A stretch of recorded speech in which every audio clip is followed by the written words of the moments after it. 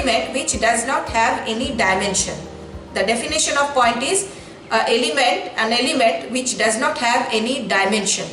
So point is such an element which does not have any dimension, but at the same time point is such an element which can do wonder in your design. And it is in front of you. You can see in the screen that it is how much design you can do with a point.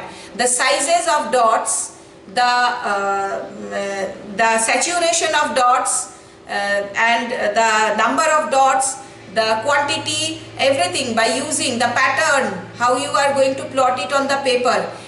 Through all these tools, you can use point as one of the design main design elements. Okay, so that is point.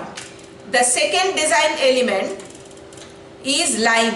Now the first line, if you can see my cursor, I am just moving a cursor on my computer. You see that if I put one after one dots like point, I will take you through from starting from point to the end of the 8 design elements in a sequence. Okay, now if you put all the dots in a sequence, you can see that creates a line, but this line is not a continuous line.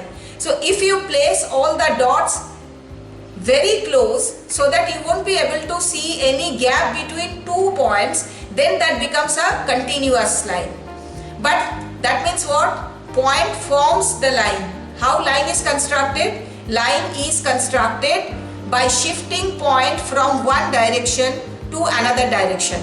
So write down the definition. I forgot to tell you, please take up pen and paper and you write down the definition. So the definition of line, that means if you move or shift a point from one location to another direction, that creates a line. So that means line is having 2 dimensions.